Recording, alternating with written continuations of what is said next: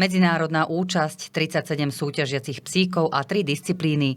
Také sú základné údaje akcie Bullšporty, ktorá bola v sobotu 14. októbra v Handlovej. Dneska sme kvôli tomu, že už je tak jesenné počasie a to svetlo nie tak dlho, sme si vyskúšali tieto preteky robiť na 3 disciplíny.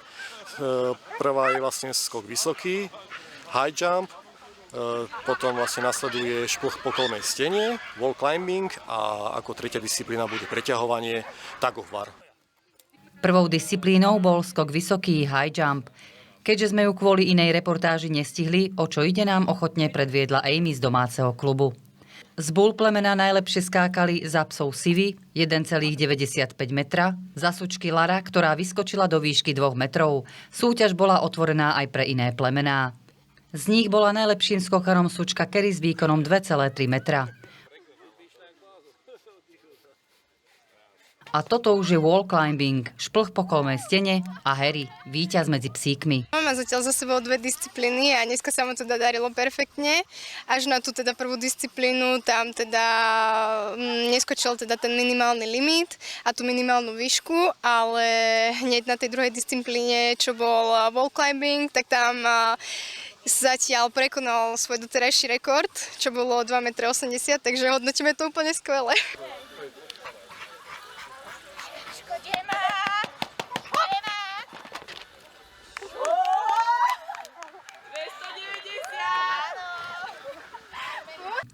Harryho osud mohol byť úplne iný. Je to týraný psík zachránený z osady, ktorému istý čas trvalo, kým začal ľuďom dôverovať. Videli sme, že je príliš aktívny, že sa mu treba venovať a potom sa manželka rozhodla teda, že ho zoberieme na psie športy. Nikto nám neveril, že to bude vyzerať tak nádejne ako dnes a tešíme sa z toho. Zo sučiek Lara vyšplhala až do výšky 3,45 a z iných plemien opäť slečna Kerry dala 2,9 metra. No a toto už je tug of war, preťahovanie. Táto disciplína je o sile, výdrži a taktike.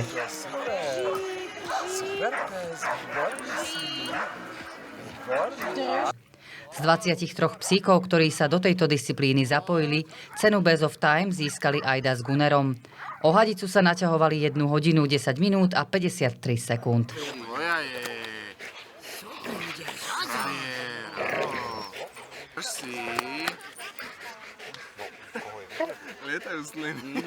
Na psíkov z bull plemien sa časť verejnosti nepozerá vľúdne. Ich majitelia na nich ale nedajú dopustiť. Sú to veľmi prítulní psíkovia a bull športy sú priestorom, kde môžu vybiť svoju energiu. Ako pre každé iné plemeno, ktoré bolo na niečo vyšľachtené, tieto psy, ktoré už boli na niečo vyšľachtené a chceme, aby vlastne boli v tej správnej kondičke, tak robia tieto športy. Treba mať najprv spočiatku nejakú trpezlivosť a potom postupne, keď teda človek dáva tomu správnu energiu a nádej, tak funguje to a dá sa na tom postupne popracovať tak, aby boli spokojní aj psík, aj majiteľ.